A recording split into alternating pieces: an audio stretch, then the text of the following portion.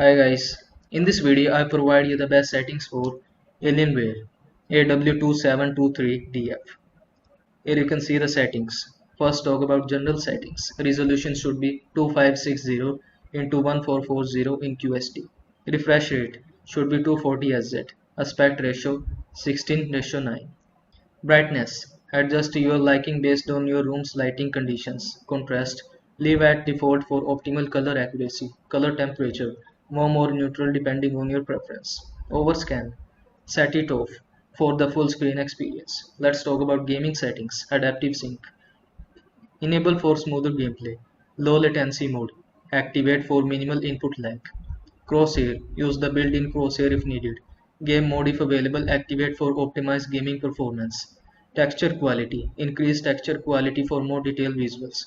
Shadow quality. Adjust shadow quality to balance performance and visual fluidity. So I hope this video was helpful to you. Make sure to like this video and subscribe to my channel for more this type of content. I'll see you in the next video. Thanks for watching.